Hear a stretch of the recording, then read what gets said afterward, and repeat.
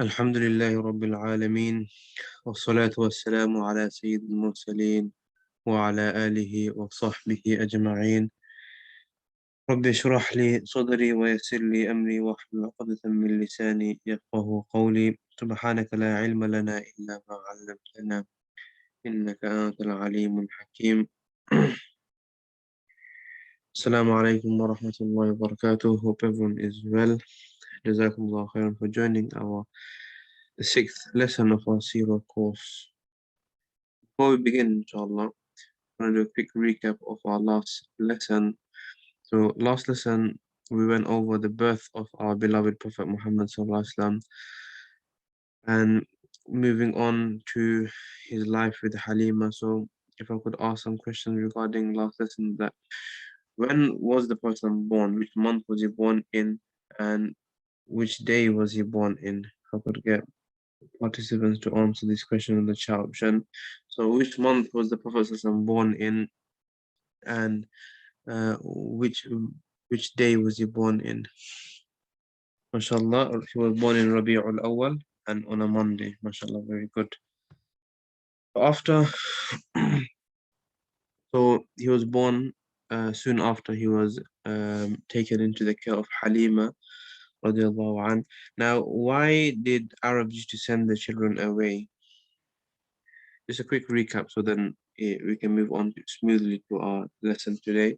So why did Arabs send the children away? What was if you could give a reason each, please. What was the reason? What was the wisdom behind sending the children away to different tribes? Okay. What could the children, mashallah, to learn Arabic, to strengthen them, to learn the pure Arabic? Yes, mashallah. Yes, it gives the mother a break. The weather is good. There's not disease anywhere. Yeah, there's no diseases in other neighboring desert places, as Makkah was a place that was populated by people from all around the world. So with Halima radiallahu anha, he was there for long. Yes, poetry, learn values. He was there for long, and she saw many miracles. Okay, her donkey went fast, and many other miracles took place. And she decided to return him back as an incident took place. You could tell me what was the incident that took place. Okay, what was the reason why she wanted to return Muhammad Sallallahu Alaihi Wasallam back to his mother Amina after a famous incident that took place that kind of made her worried, got her scared? The washing of the heart, the splitting of the chest, and the washing of the heart. This took place 4 times in his life. The first time was, yes, the chest miracle, sister. So the first time was when he was about 3, 4 years old. And it happened another 3 more times in his life. He was 10 years old, when he was 40 years old, just before he became a prophet. And at the age of 50, just before he went on the night journey. Moving on, he came back to live with his mother, Amina. And later on, they went to visit on the way to Medina. On the way back from visiting his father's relatives and everyone, she passed away in Abwa, and he went into the care of his grandfather 𝕂𝕗𝕗. 𝕂𝕗𝕗 looked after him for 2 years until he also passed away at the age when the Prophet was only 8 years old. Which brings us to this lesson. If you have any questions regarding last lesson, you can ask. Now we're going to move on to our lesson for today, inshallah. So when the Prophet was around 9 years old, something 12 years old, yes, his uncle decided to travel to Syria for trading. Okay, now which time of the year would they travel to Syria? We covered this before. Remember in Surah Quraysh, Allah says, رحلة الشتاء والصيف, the journey of the summer and the winter. MashaAllah, sister. So in the summer they would go to Syria, and in the winter they would go to Yemen. Okay, the reason why, because yes, MashaAllah, the reason why, because Syria was a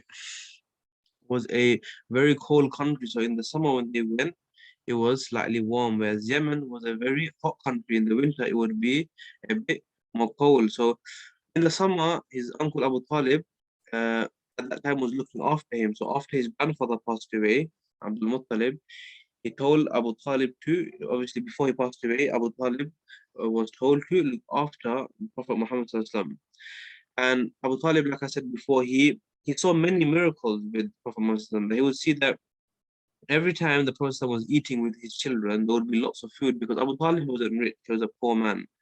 When the Prophet would wake up from sleeping, he would see that there's no sign of this boy. He didn't look like this boy went to sleep. He would look fresh, his hair would be neat and tidy and everything. When there would be a famine and when they would need rain, okay, the Prophet would be there, it would rain, and many other miracles Abu Talib he experienced with the Prophet. Obviously Abu Talib he wasn't rich. He couldn't send his children, okay, and Prophet to go and learn. So his children, the famous ones, does anyone know any of Abu Talib's children's names? Abu Talib's real name was Abd Manaf, yeah? His children were like Ali radiallahu an, and then we had Ja'far as well. So now the Prophet he wants to travel with his uncle to Syria, and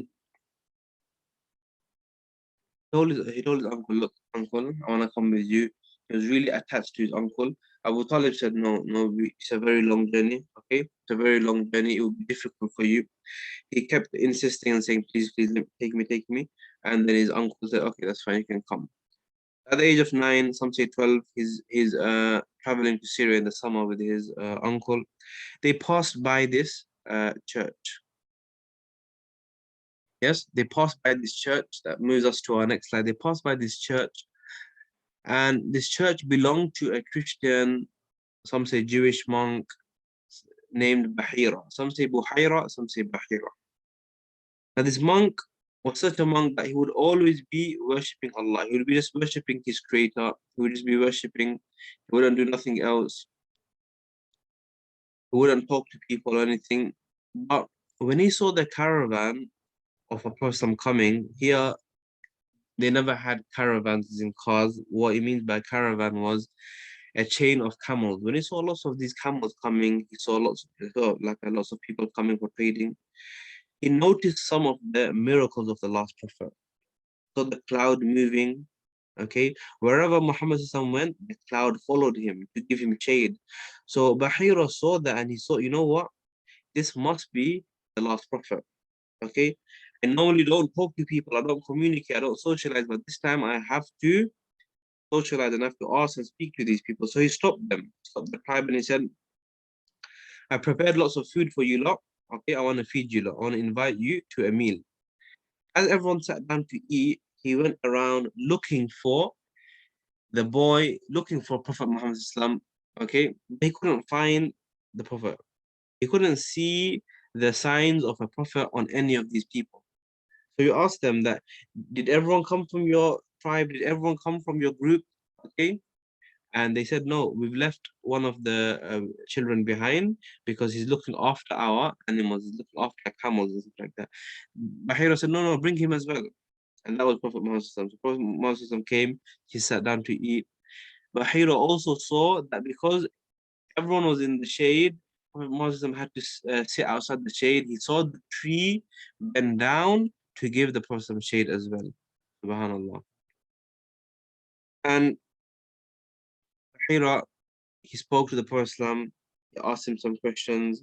He was convinced that this was Muhammad. Because how did Bahira know Prophet Muhammad? Because Bahira, whichever scriptures, whichever books he was reading, in this book, he spoke about the last prophet, the final prophet, that he would come, the signs of him, okay, his name was Muhammad and stuff like that. And everything matched the description mentioned in the book of Bahira. Okay, so Bahira asked, who is the guardian of this boy? And Abu Talib put his hand up and said, I am the guardian. So Bahira said to him, how are you related to this boy? And Abu Talib said, he's my son. Bahira said, can't be. Because in my book, it says that the father of this prophet had already passed away before he was born. And Abu Talib said, yes, not my real son. Okay, he's my nephew, but I treat him like a son, hence I mentioned he's a son.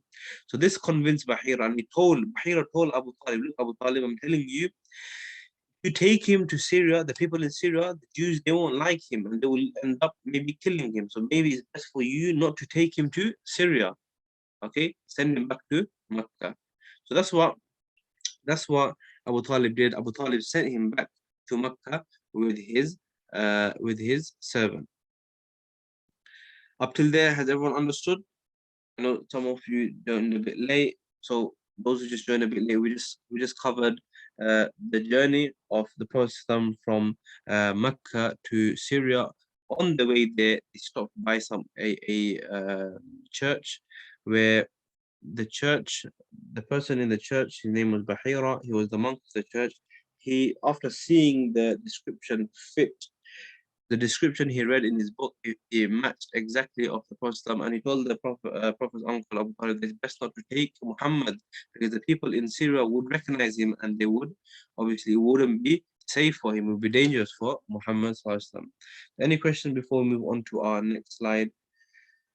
Bahira, no, he wasn't the cousin of Khadija. The cousin of Khadija comes later on. His name was Waraqa. I think you're referring to Waraqa. That happened in another, say, about 25 years from where we are, okay? After the Prophet became a prophet. Okay, you're referring to Waraqa bin Nawfal. He was a Christian as well. That's someone else. Inshallah. We'll come to that in a few more slides, in a few more lessons, I would say. So moving on to our next slide, inshallah. Prophet's teenage life. Now we're going to go over his life from about, say, the age of 12 to 13, 14, 15, going onwards. Now he started to work as a shepherd, okay? And shepherds and farmers get lots of solitude time to contemplate, see the creation nature of the Almighty. The Prophet said that all prophets are made shepherds before receiving prophethood. Does anyone know why? Why do you think most prophets go through this training? Okay, this is like a sort of training. You can say like it is preparing them to be a prophet. Okay, how does being a shepherd link to being a prophet? Okay, understand how to group and patience. MashaAllah, yes. Teaches you patience. Any other answers anyone wants to give? How does being a shepherd, how does it help a person grow, and how does it help a person, um, how will it help a prophet become a prophet? Leading, inshallah. There's many reasons, yeah. You know, like obviously a shepherd will have to look after a herd of sheep or whichever animals he's looking after. And a herd will have roughly say 20, 30 sheep, and each sheep will be different. Okay, you might get one that's really lazy, that's always slow. You might get one that is really greedy, always eats and keeps stopping. You might get a naughty one that keeps leaving the herd. Yes, you might get one that's very tired all the time and he sits down and goes to sleep. You might have one that he acts like he's the best or she's the best, that she's always running in front of the herd. So you'll get all sorts of people, or all sorts of sheep. But the shepherd's job is that he has to make sure that all of them stay together. If one of them wanders off, he has to bring them back in line. If one of them has slowed down, he has to wait for that one. If one of them has gone too fast, he has to make sure that one comes back. He has to be patient with them. They're not all the same. They're all different, just like human beings. When a person when a person becomes a teacher, all your students will be different. You won't get all of them to be intelligent. You'll have some of them that will be a bit naughty. You'll have some of them that will be a bit slow, okay, at learning. You'll have some of them that are really lazy, that don't like learning. That would look for any excuse not to learn. Just like a prophet would have different people in his community that he has to deal with. So being a shepherd kind of helps with that. Okay. Other things is, as you see a sheep grow, okay, from a baby to a full sheep, okay, you understand that this can only be done by a creator. As you have lots of free time and imagine a shepherd who's walking through the land. You won't always get to interact with human beings. You just be with sheep. They don't understand you. You don't understand them. You're just there by yourself. You have a lot of alone time where you can think about the creation of Allah. You see lots of greenery and you see the nature that Allah's created. So a lot of solitude time, a lot of time where you can recite the Quran, a lot of time where you can connect with your creator. Less time is wasted.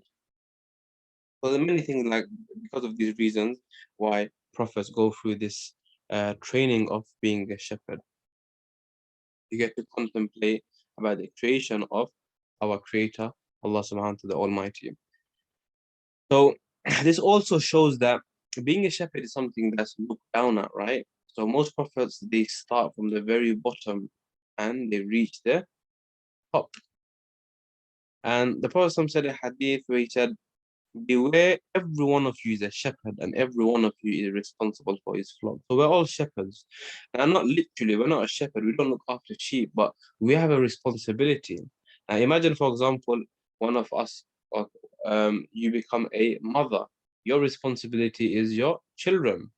One of you becomes a father, your responsibility is your children. One of you becomes a teacher, your responsibility is your students. Or one of you becomes, just say you become later on you get married, your responsibility is your wife, or vice versa, as a wife your responsibility is your husband. You have to look after your children.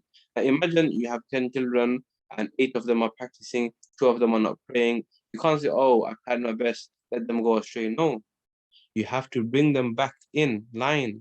Just like the shepherd can't let any sheep go away, he has to bring them back in line. Now you will face lots of challenges with your children.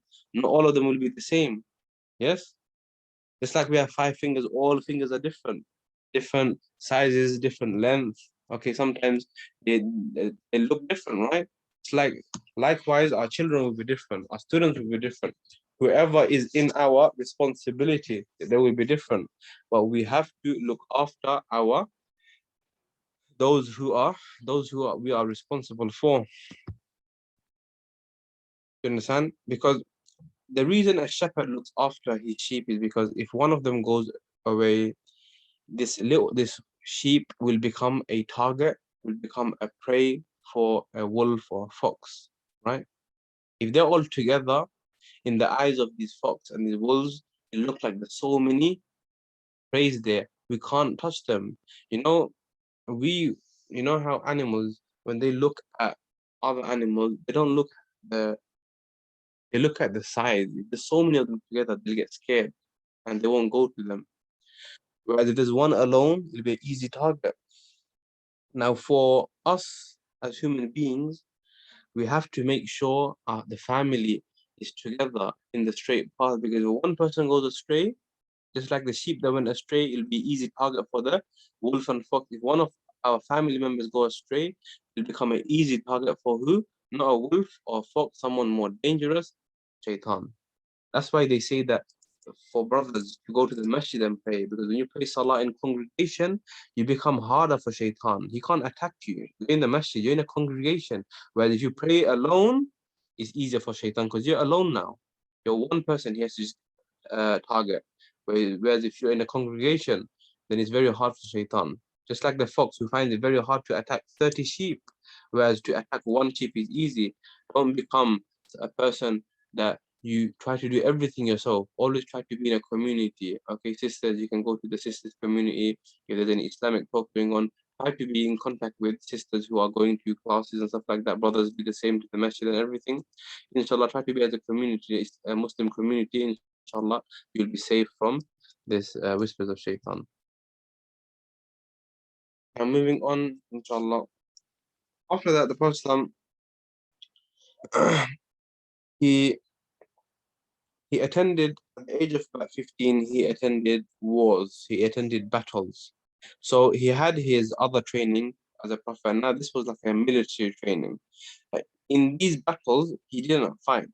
Okay, he didn't fight in these battles because they weren't for they weren't for Allah. Okay, these battles, all he did in these battles was he picked up the arrows and he gave it to his uncles. Okay, he picked up arrows and he gave it to his uncles. He protected his uncles. He didn't fight in these wars. These wars are known as Harb al-Fijar, the battles of the evil. Okay, they were the first battles he witnessed as a human, as a teenager.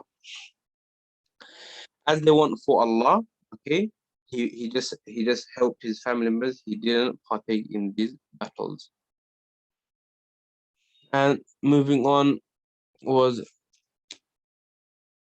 roughly say at the age of say about You know, throughout his teenage life, his family, they wanted him to be like them. They wanted him to worship idols. Okay, their religion was made up of worshipping idols, making idols, worshipping idols, and stuff like that. They had an idol for everything. They had an idol for snowing. They had an idol for, say, rain. They had an idol for sun. They had an idol for food, an idol for education, an idol for money, an idol for a job, an idol for life, an idol for marriage. They had an idol for everything. And they made these idols themselves. And the Prophet, he was against idols. He didn't like idol worshipping at all. Okay? They will keep pestering that come close to our religion, find out about the idols, is that he never worshipped them, he didn't like them. Every year, his family, okay, the Quraysh, they would go to a festival, okay? One of the festivals was called the Festival of Buwana. Okay, it's a place next to Mecca. They tried to take him many times, but he kept saying, no, no, no, no, I'm not gonna go, I'm not gonna go. And then they forced him and they made him agree. Okay, when they walked into this festival, okay, and they came close to idols, the Prophet, he ran and he hid. He hid underneath something. So they asked him that why did you go? Why did you run? Why did you hide? He said, as soon as I came into the festival, I saw a long, tall, white man. He said, go back. It was an angel saying to go back. Okay. And his relatives understood that, look, he's not gonna go, he doesn't like it. So they stopped pestering him. In another time when he was forced to go to a festival, Allah made him go to sleep. Allah made him go to sleep to save him from worshipping idols, or not even worshipping idols, to save him from going close to idols or going close to sin. Allah protected him. Okay, he was sinless. This brings us to the end of this slide. Has anyone got any questions until here?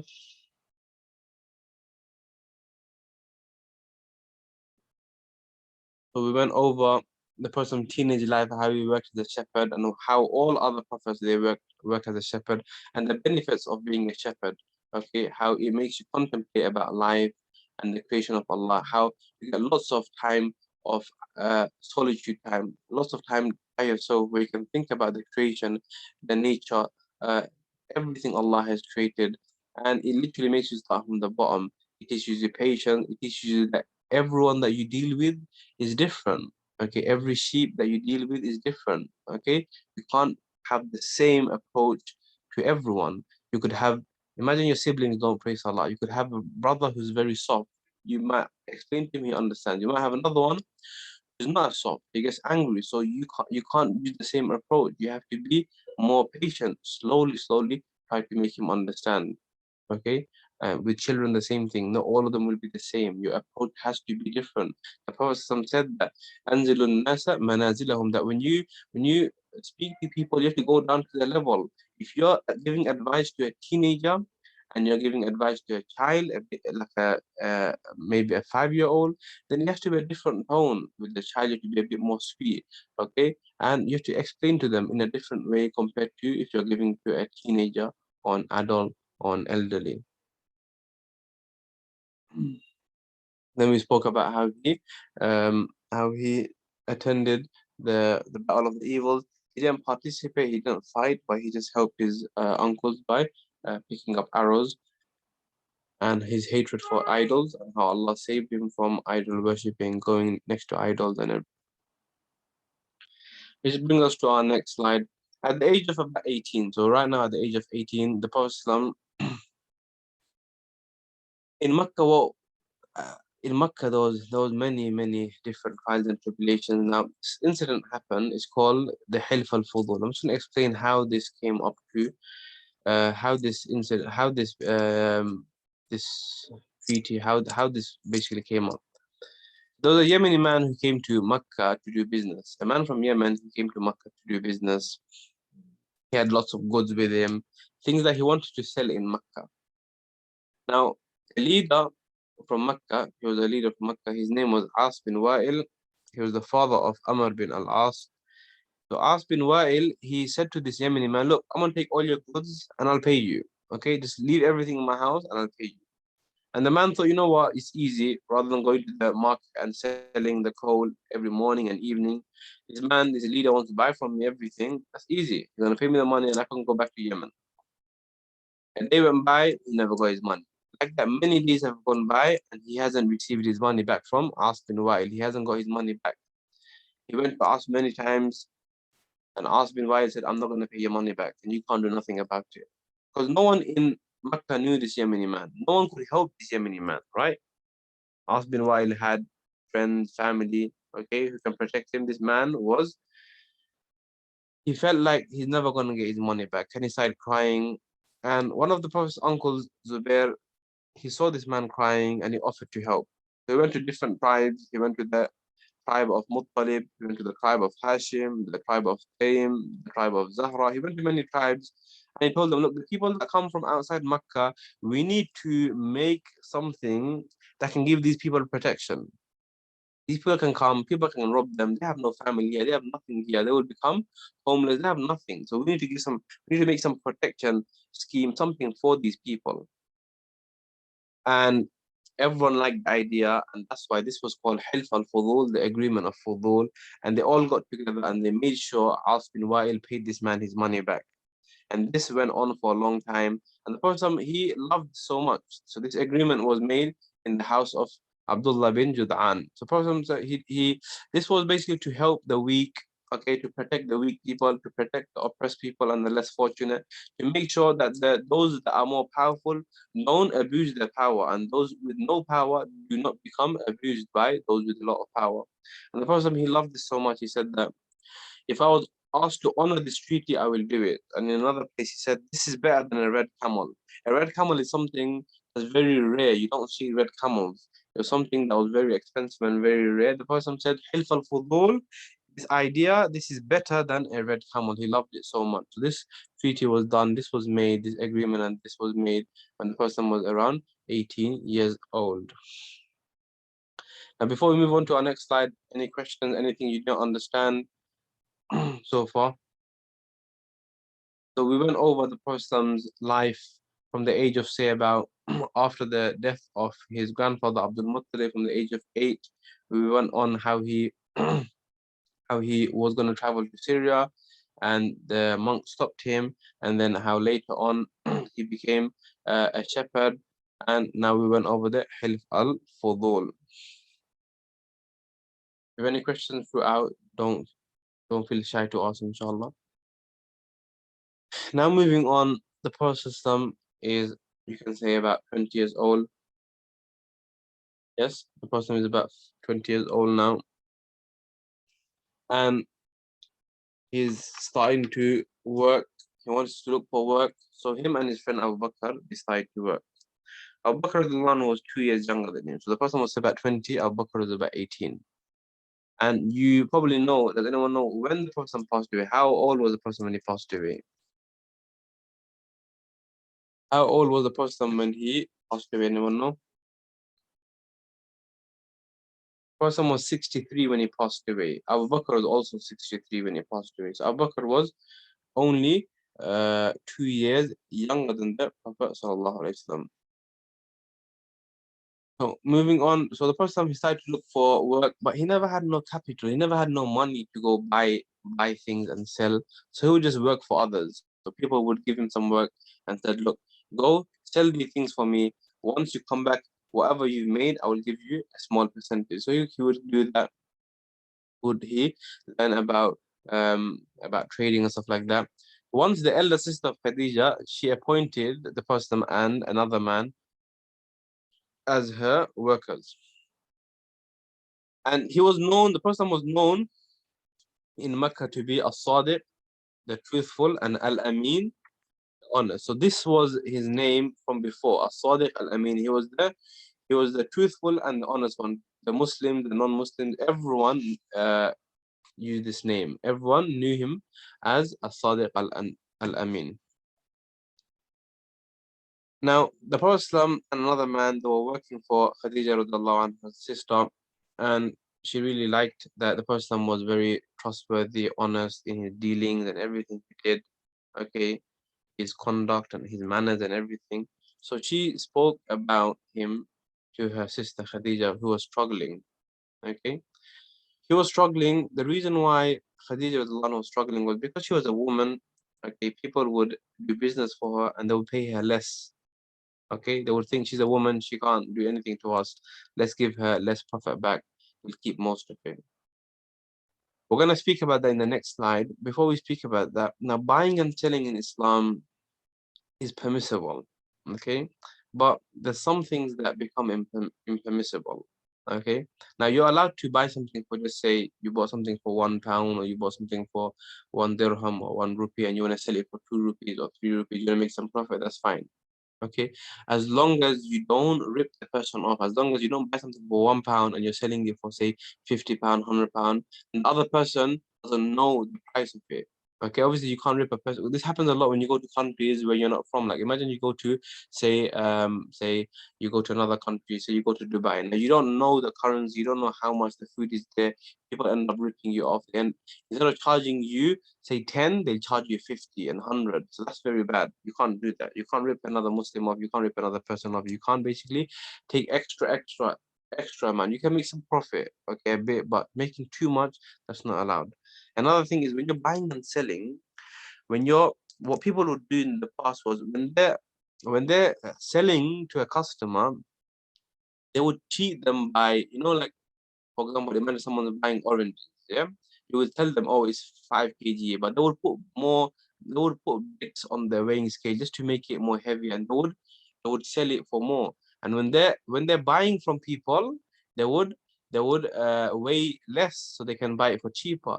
And many things used to happen like that. But in our time, that doesn't happen as much. So we don't buy in kgs as much. But what happens in our time is people sell. Imagine I'm selling my car and I sell it to a person and I haven't told him that the engine is not working or my mirrors are not working, okay, or my pedals are not working. You can't do that. You can't sell someone a phone and you can't tell them that phone is working fine, but the volume button is not working. You have to tell the person about all the defects.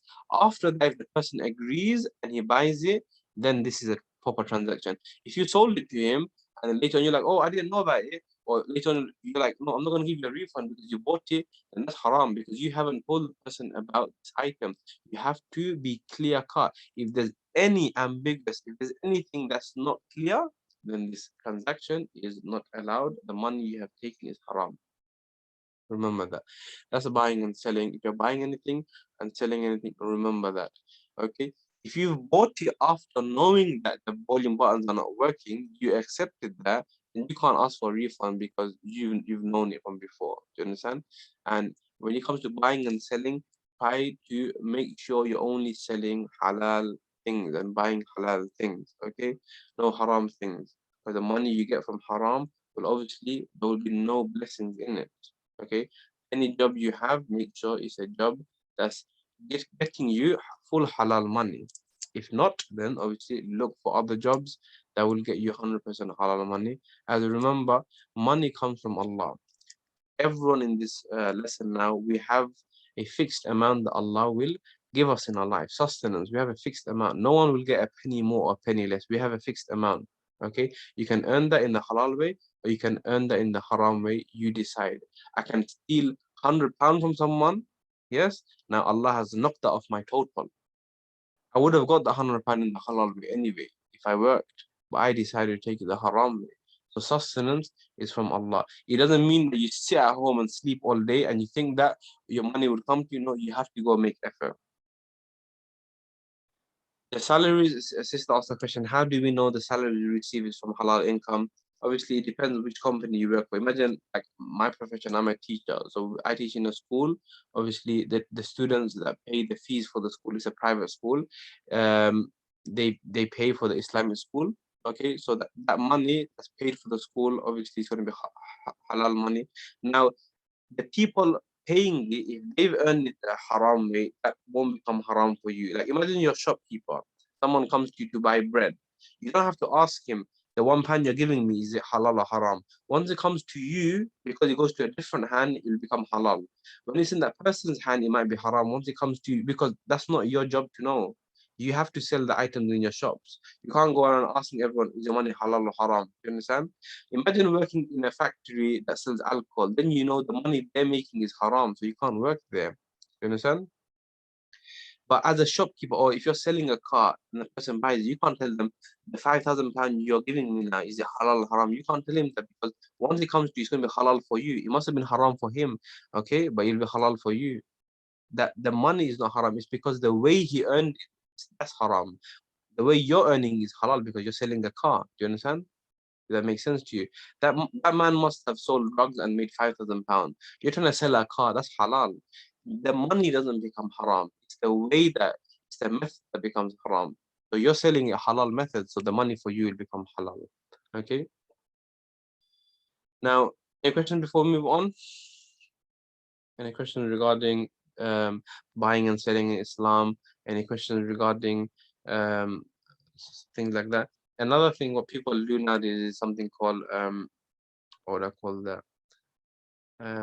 Forgot the English term for it, where people sell things before they have already got it. Now, imagine, for example, like people have they're advertising a car, yeah. They haven't bought that. They don't even have that car, yeah. Just say they advertise the car for 5,000, and now someone wants to buy it. When the person gives them that money, 5,000, they'll go and buy it for cheaper, like 4,500, and then give that car to that person, and they'll keep 500. You can't do that. You can only sell things that are in your possession. Can't sell things that are not in your possession. People do that a lot, okay? Where they where they um where they basically advertise things they don't have yet. When the person pays for it with that money, they go and buy that thing for cheaper. They try to look for it for cheaper and then they sell it. Things like that are not allowed in Islam. Okay. So moving on to our next slide, as Khadija radiallahu anha's sister, she spoke good of the Prophet sallallahu alaihi wasallam. She told Khadija, look, he's a good man. Best you take him on board and he'll do good for you. Khadija was more than happy. She said, that's fine. I'll take him on board. But everyone that was looking after Khadija's business, they were basically misusing this opportunity. They weren't giving her the full money back. They thought she's a lady. We can give her less. It's fine. She can't do nothing to us. So she was looking for someone that's trustworthy. And Khadija was the one who had a lot of money. She was very wealthy because she inherited a lot of money. When her second husband passed away, he was very rich. She inherited a, a large portion of the money he left behind. So she told Muhammad, look, Muhammad, normally when people go for business for me, I give them like in return after they come back, I give them like 1 or 2 camels. For you, I'll give you 5 camels once you come back. I'll give you a large percentage. Okay. The person spoke to his uncle, he took this big offer and he went. Khadija sent her slave Maysara with him. He told Maysara, you can go accompany Muhammad. Okay. And Maysara, he was shocked from the very beginning, the way the process he sold, the way he spoke to people. He didn't ever want to cheat people. He was honest at all times. On the way to Syria, they stopped in Jordan. They stopped at a church which belonged to a monk called Nastura. So Nastura, he saw bushes and other things cover the Prophet. He saw the clouds shade him, and he told Maysara, he said, Maysara, the man you're with, yes, he's the last prophet. And Maysara said, how do you know? And Nastura said, because I read about him in my books. And the Prophet would sell with honesty and calmness that once a man came to him and said, you sold me this item, or I bought this item from you. This man was lying. He said, I bought this item from you. And the person said, I don't sell these. That's not mine. The man said, prove it. The person said, look at my shop, look at my items. I don't have anything like this. The man said, the only way I will believe you is if you swear on these idols. You know how sometimes when people are not believing us, we swear, we make an oath, we say like things like Wallahi, okay, that we make an oath that believe us and stuff like that. Which you shouldn't always do. You should only say Wallahi in big matters, not for something small that Wallahi I'll do this. No, Wallahi should be done for big matters. When someone's not believing you, you can say that. Okay, not for small matters that little things. No, for big things you can say. Now, the Prophet he didn't want to swear on Allah and Uzza. He didn't want to swear on these idols. So he said, look, I don't swear on these, but I can swear on Allah. I didn't swear to tell you this item. And this man was actually testing the Prophet. He knew that the last Prophet will never ever believe in idols or swear on idols. And he passed this test and he knew that this was the Prophet. The Prophet he returned back with lots of Prophet he made so much extra money. Khadija was shocked. She was happy, and she gave him 5 camels. And Maysara, she asked Maysara that how was he with the customers and everything? And Maysara said everyone loved him. He was really good. Okay, he would always sell with honesty. He would be calm. He would never cheat people. He would never do this. He was really helpful and everything. So Khadija radiallahu anha really liked him. Okay, at that time she was about 40 years old. She was a widow. She had 5 children. She had married twice before. Okay, the first marriage she had 2 children. The second marriage she had 3 children. So she needed a man in her life. Many people many people wanted to marry her. She said no. She really liked the Prophet. So she sent a friend to go and propose on her behalf. She sent a friend called Nafisa. Nafisa went and told the Prophet. The Prophet said, look, Nafisa, why would she want to marry me? I'm a poor orphan. She has so much money. Why would she want to marry me? And Khadija never looked at money or wealth. Okay, she looked at the person's heart. She wanted to marry the person because of his honesty, because of his character, because of the way he conducts himself. When women would come, he would look down. He wouldn't look at them. Okay, he was such a good man. Okay, such a mature, good man. He was known as to be the Sadiq, the truthful, Al-Amin, the honest, unanimously by everyone, Muslim or non-Muslim. So the first time he went and told Abu Talib about the proposal, everyone was happy. Okay, everyone thought, you know what, this would be good. And the person married Khadija Zanhu at the age of 25. She was 40 at that time. As the Prophet never had a mother, he asked his foster mother Halima Sa'diyah to be present in his wedding. So the Prophet and Khadija Zanhu were married. Now, with Khadija anha, does anyone know how many children did the person have? So with Khadija anha,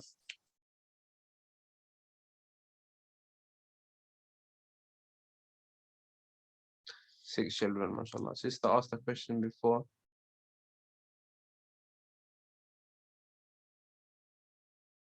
The message was not spread, but there were scriptures. So there were a lot of books written that was spread, sister. Yeah. So there were 6. So with Khadija anha, the person had 6 children, 2 boys and 4 girls. Does anyone know any of the names? We're gonna come to that in our next slide anyway, but I'll ask you, inshallah. Fatima, Ruqayya, very good. Kulthum, Zainab, mashallah. Anyone else know any names?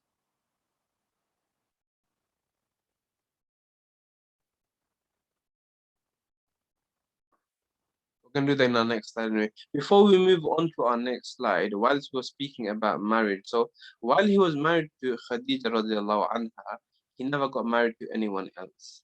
Roughly, this marriage with Khadija lasted for about 25 years. For 25 years, he was married to Khadija radiallahu anha. So he married her at the age of, say, 25. She passed away when he was 49, 50. So 25 years this marriage lasted for. For 25 years, she was his only wife. He never married no one else. After she passed away, he got married another 10 times. He had another 10 wives. And in Islam, a man is allowed to have up to how many wives in one go? Does anyone know?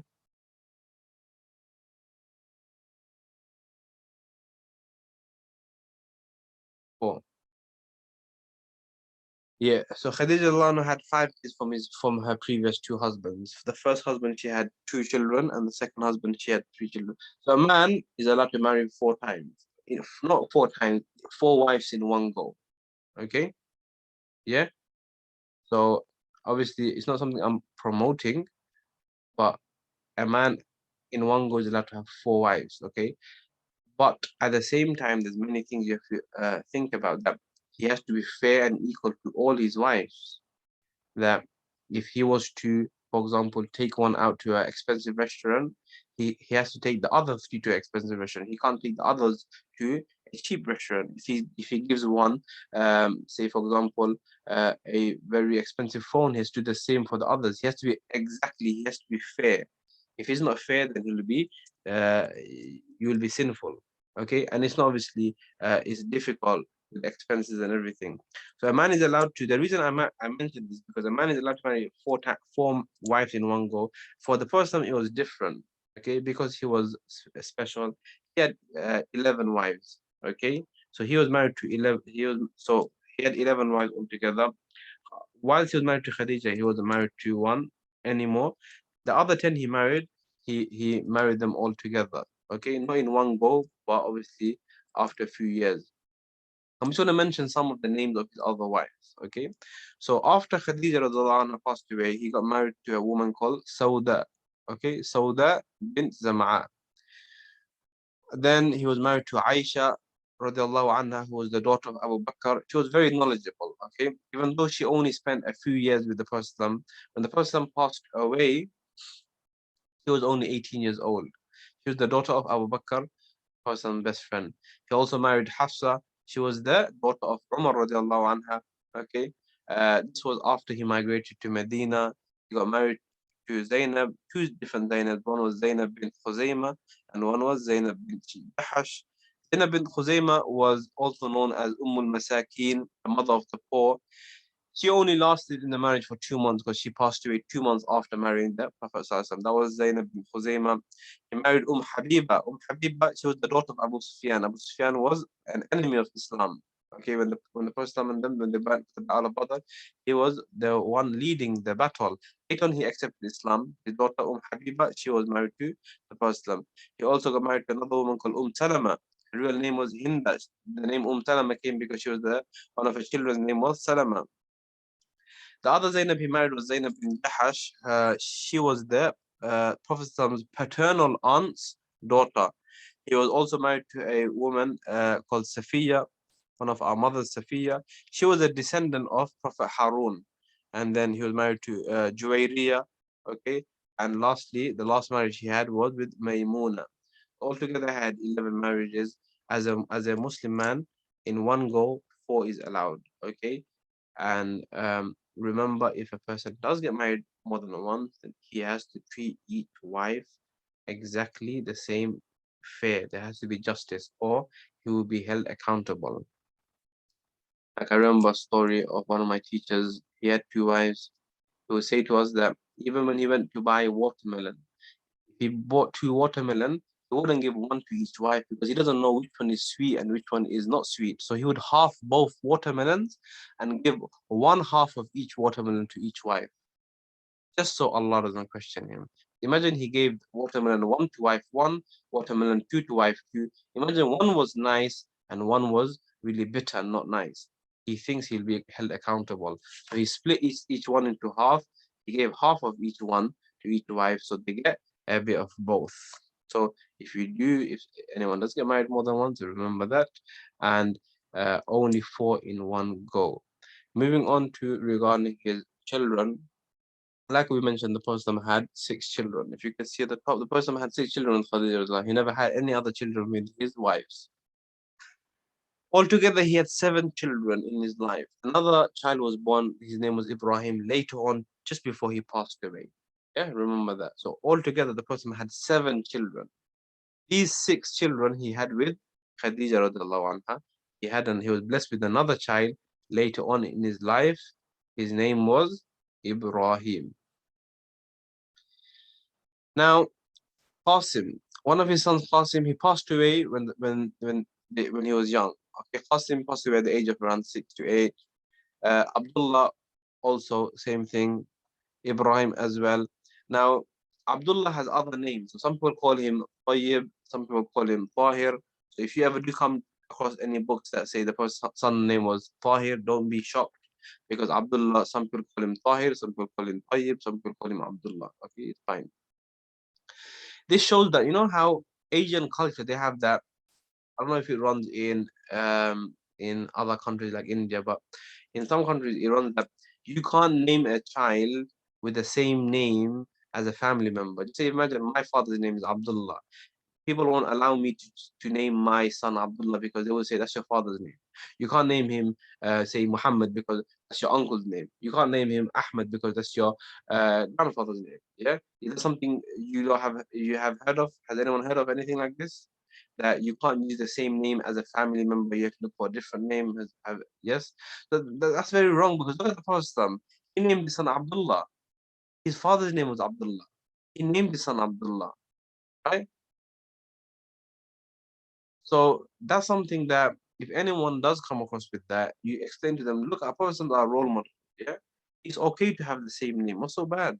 It's okay to have the same name. Yeah, the Prophet's father's name was Abdullah. His son's name was Abdullah. There's nothing wrong with that. Okay, if people keep doing that, then later on there won't be any names left for the generations to come.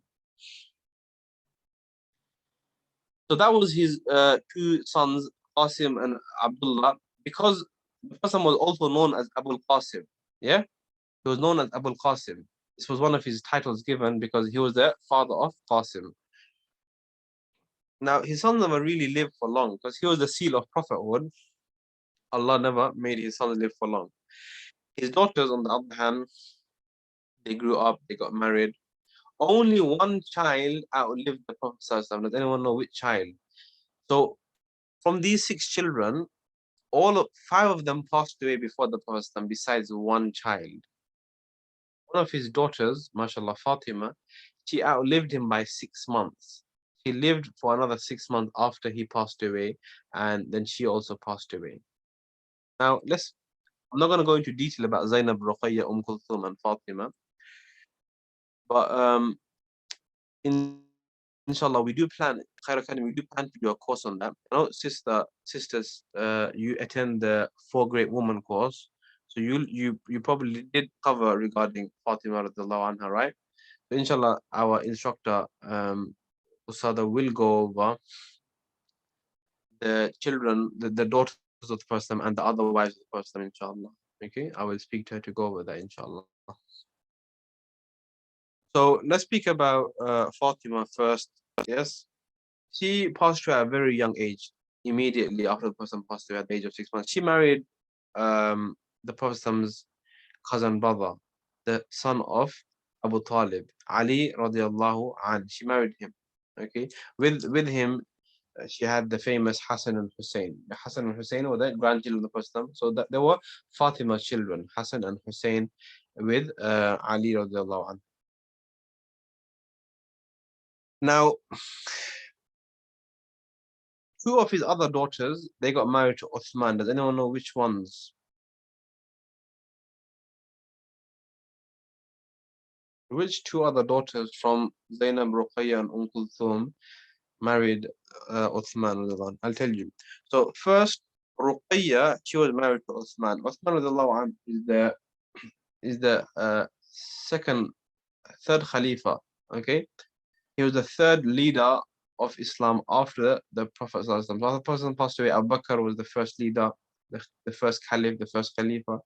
Then Umar radiallahu anh, then Uthman, and then Ali. So Uthman was the third one. So Ruqayya was first married to Uthman. And after,